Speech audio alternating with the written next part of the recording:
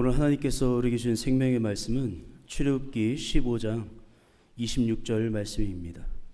구약 106쪽에 있는 출애굽기 15장 26절의 말씀입니다. 하나님의 말씀을 봉독해 올립니다. 이르시되 너희가 너희 하나님 나 여호와의 말을 들어 순종하고 내가 보기에 의를 행하며 내 계명에 귀를 기울이며 내 모든 규례를 지키면 내가 애굽 사람에게 내린 모든 질병 중 하나도 너에게 내리지 아니하리니 나는 너희를 치료하는 여호와임이라. 아멘. 이 시간 가브리엘 찬양대회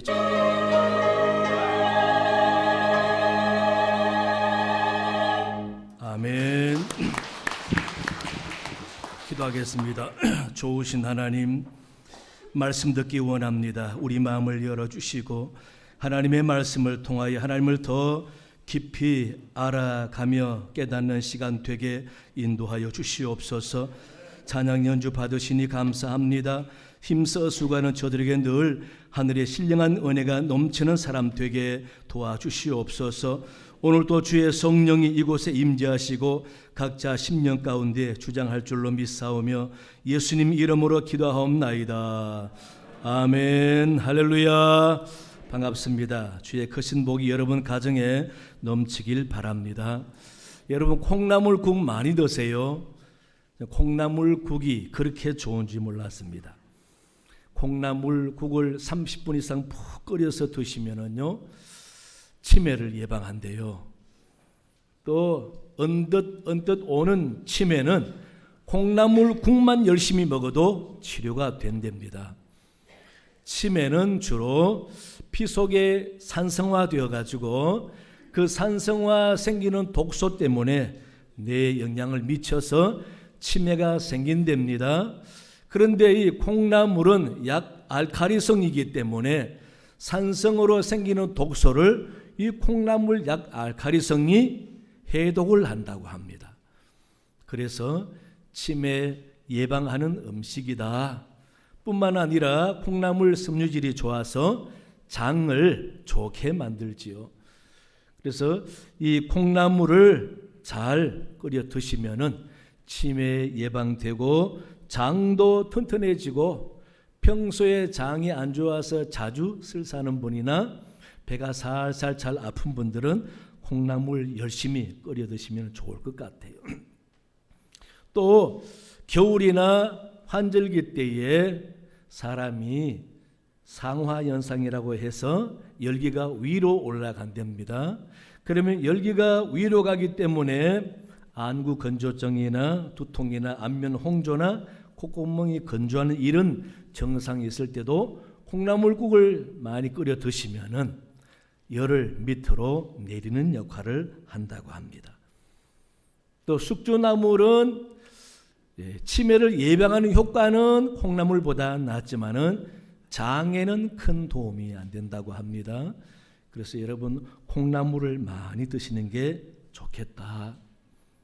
참 하나님이 그러고 보면은 콩나물뿐 아니라 우리가 먹는 야채, 채소에 다양하게 독소를 없애고 간을 좋게 하고 또 몸을 깨끗하게 하고 보양작용을 하고 그렇게 우리 몸에 유익하게 만드는 채소가 참 많지요.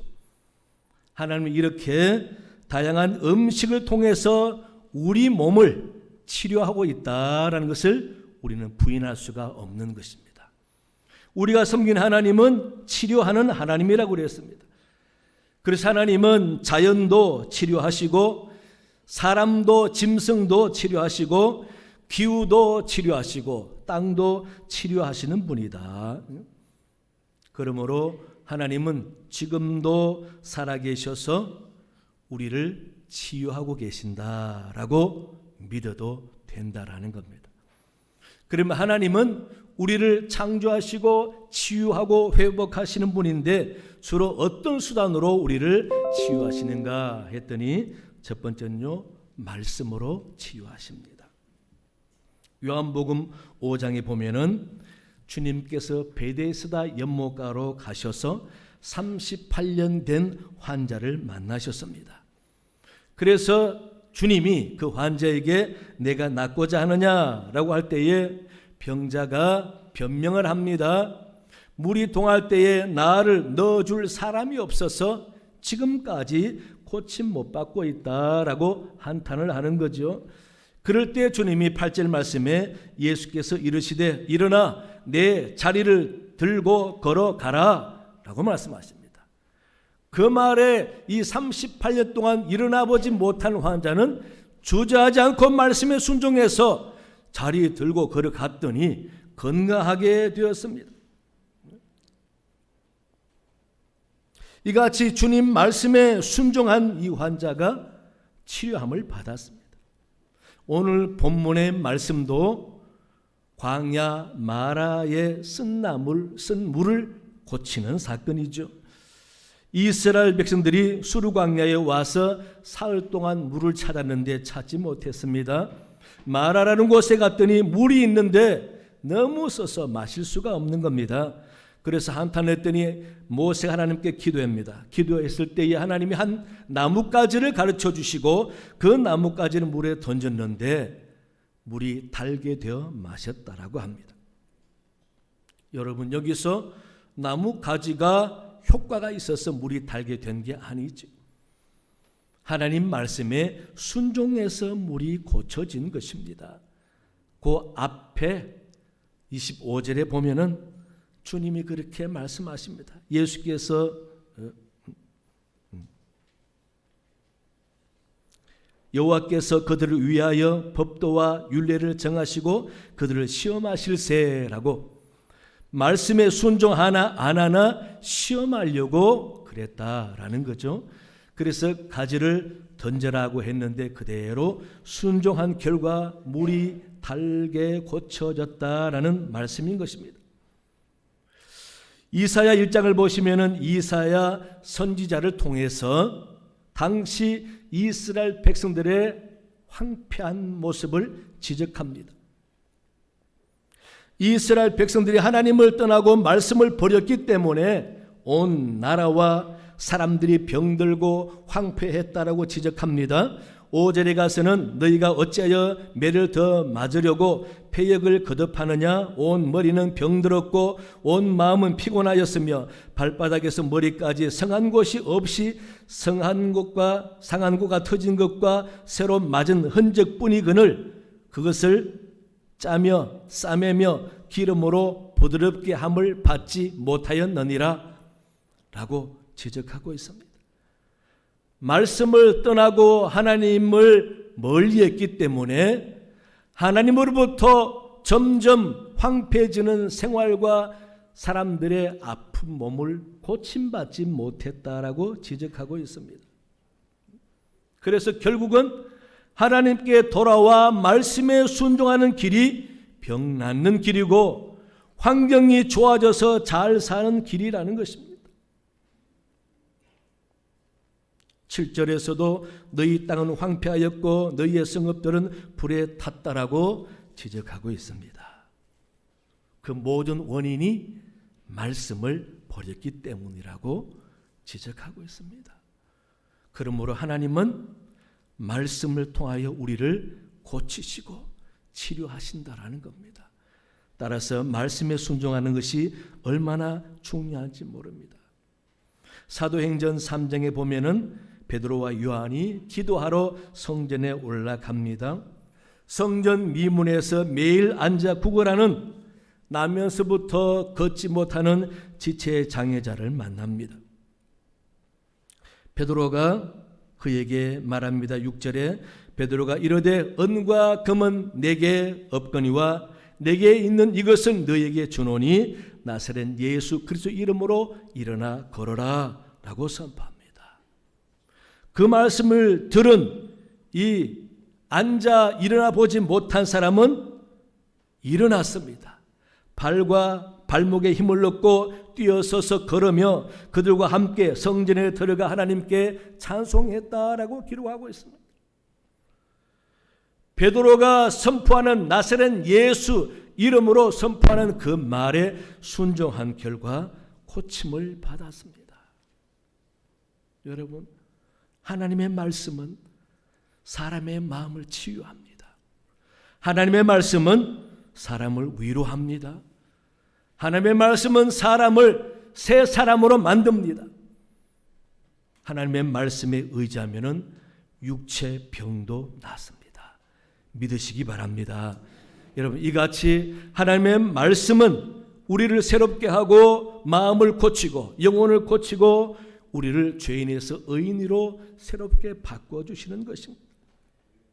이스라엘 백성들이 하나님을 떠난 죄로 말미암아 너무도 피폐한 삶을 살 때에 사무엘 선지자 같은 분들, 다양한 선지자들이 나타나서 그들을 모으고 회개하며 하나님 말씀을 낭독하잖아요. 그럴 때 이스라엘 사람들이 그 말씀을 들으면서 회개합니다. 눈물 흘립니다.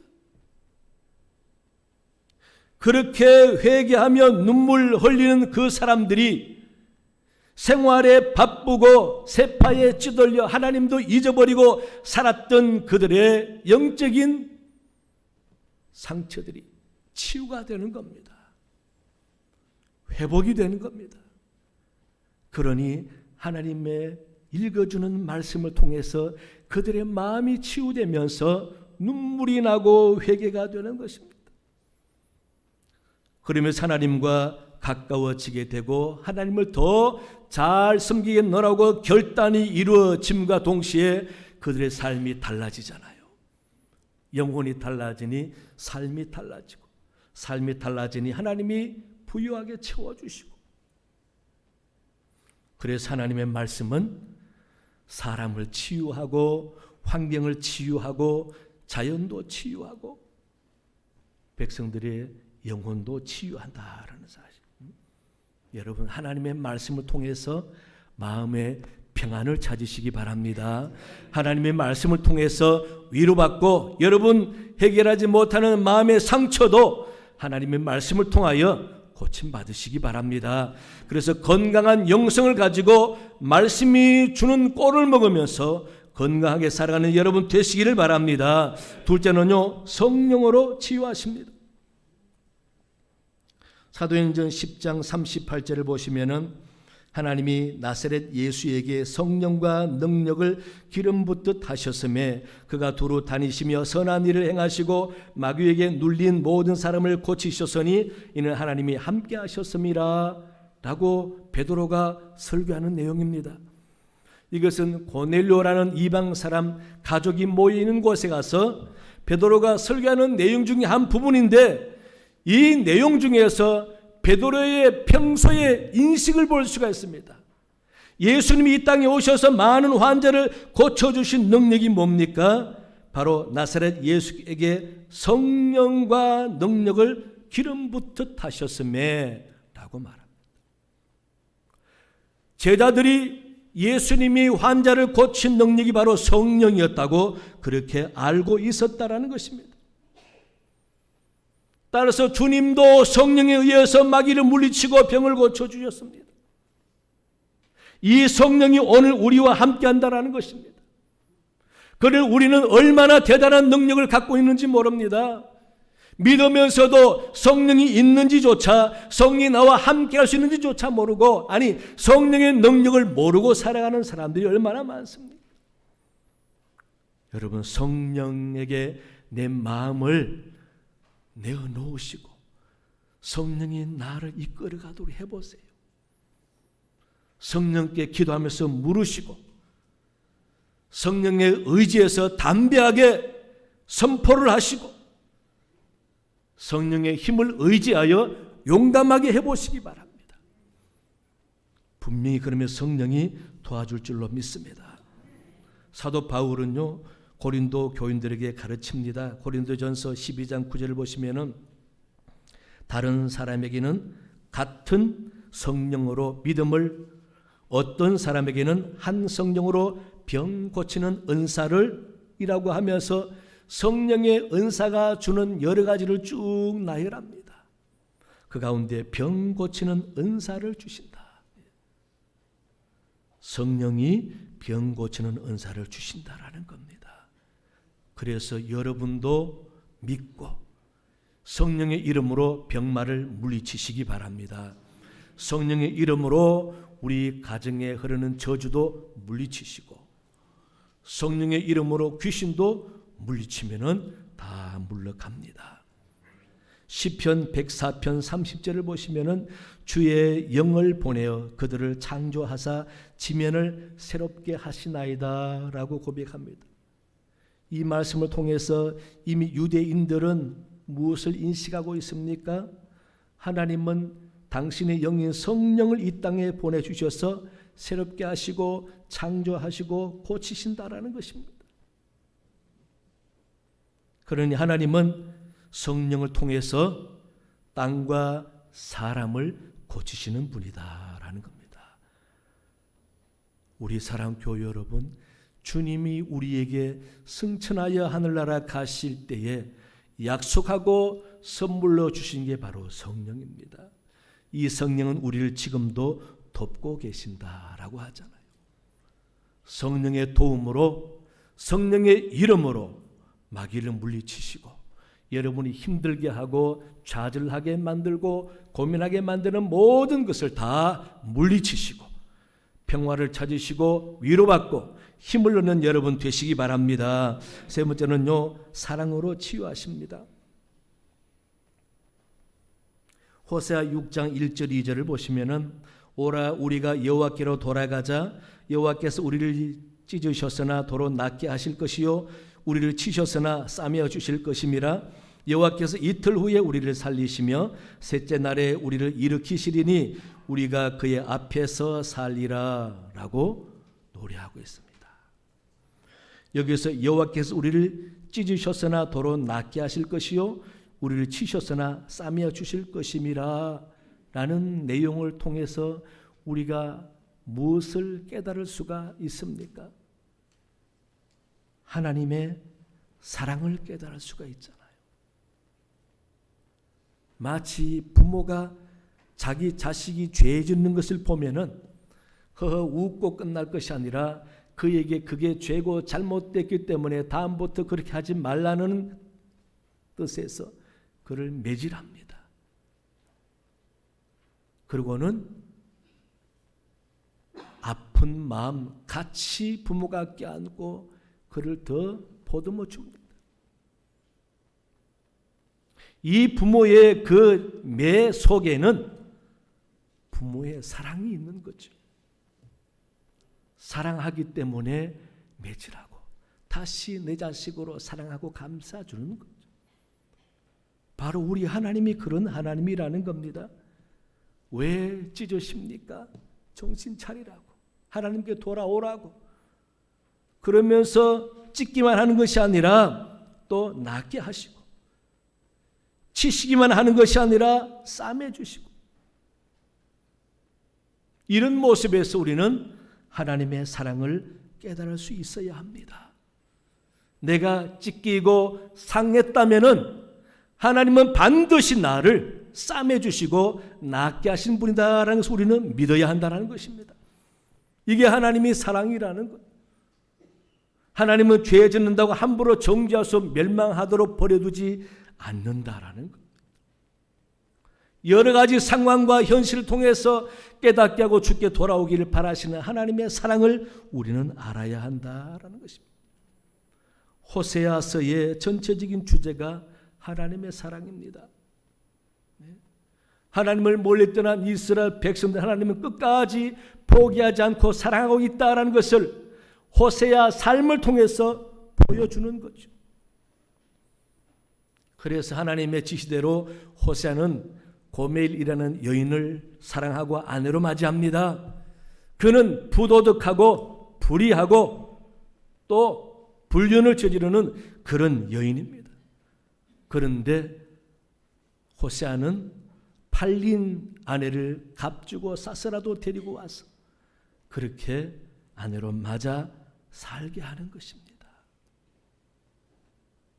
예. 그런 행동할 때는 반드시 마음의 상처가 많을 겁니다. 상처 없이 건강한 사람이 그럴 수가 있겠습니까? 그래서 호세아서를 읽으면은 하나님의 사랑을 깨달아야 합니다. 하나님은 어떤 상처를 안고 곁길로 간다 할지라도 하나님은 그를 싸매시고 치유해서 하나님의 거룩한 자녀로 살기를 원하시는 하나님 볼 수가 있다는 것. 마가복음 2장에 보시면은 네 사람이 한 중풍병 환자를 지붕을 뚫고 주님께 내리는 사건이 나옵니다. 그런데 주님 앞에 내려진 그 중풍병 환자에게 우리 주님이 하시는 말씀이 내가 나았으니 평안히 돌아가라 라고 하면은 맞잖아요. 병자를 앞에 놓고 병이 심하구나, 나았으니 돌아가라, 이게 맞는데 주님은 뭐라고 합니까? 작은 자야 내 죄 사함을 받았느니라, 이 말씀하시는 거예요. 환자를 앞에 놓고 이 말씀은 엉뚱한 말 아닙니까? 하지만 주님은 이 말씀하시는 의미가 있는 겁니다. 주님은 이 땅에 왜 오셨습니까? 우리가 도저히 해결할 수 없는 죄 문제를 주님이 친히 해결해 주시려고 이 땅에 오신 것입니다. 하나님은 죄인된 우리를 사랑하셔서 도생자를 보내주신 것입니다. 그래서 하나님이나 주님은 죄인된 사람을 볼 때마다 사랑하는 마음에서 그를 측은히 여기면서 죄를 해결해 주고 싶은 사랑의 마음이 있는 겁니다. 그래서 주님의 십자가는 바울이 뭐라고 합니까? 하나님의 사랑의 확증이라고 말합니다. 하나님이나 주님은 죄인들을 볼 때에 안타까운 마음으로 그 죄를 해결해 주고 싶은 겁니다. 그게 하나님의 사랑이거든. 죄로 인하여 생긴 병, 죄로 인하여 상처받은 영혼들, 죄로 인하여 마귀에게 눌리고 죄에 눌려서 지옥 갈 수밖에 없는 영혼들을 보는 우리 하나님과 주님은 타는 사랑의 마음을 가지고 그 죄를 해결해 주고 싶은 겁니다. 그래서 비록 중풍병 모습으로 왔지만은 모든 근원이 죄인지라 그 환자를 사랑하는 마음에서 내 죄 사함을 받았느니라 라고 말해주는 겁니다.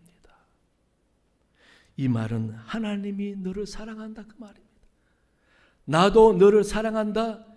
네 죄를 위해서 십자가에 달려 죽기까지 너를 사랑한다 그 말이 담겨져 있는 겁니다. 그 사랑이 중풍병 환자를 즉시에 낫게 만들었습니다.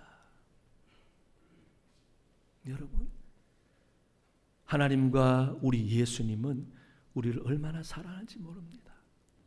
요한복음 11장에도 보시면은 나사로가 죽은 사건이 나오죠. 베다니에 사는 나사로와 마르다와 마리아는 부모 없이 세 식구가 살고 있는데 이 마르다와 마리아 자매에게 있어서는 오라버니 나사로가 부모나 다름없잖아요. 그런데 죽었어요. 그런데 장사한 지 나흘이나 됐다고 했습니다. 예수님께서 하시는 말씀이 요한복음 11장 34절에 이르시되 그를 어디에 두었느냐 이르되 주여 와서 보옵소서 하니 예수께서 눈물을 흘리시더라.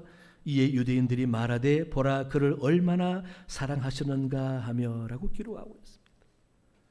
죽은 나사를 보면서 우리 주님이 안타까이 여기면서 사랑하신지라 눈물을 흘리셨다. 눈물을 흘릴 만큼 나사로를 사랑하는 주님이 그 사랑의 마음이 나사로를 고쳐주시는 겁니다. 그래서 나사로야 나오라 라고 말했더니 수족을 동인 채로 그렇게 나왔다고 말했습니다. 여기도 예수님의 눈물 나는 사랑이 나사로를 살린 것입니다. 요한복음 4장에도 보면은 사마리아 수가성 우물가에서 주님이 한 여인을 만납니다. 이 여인은 남편 5이나 바꾼 여인입니다.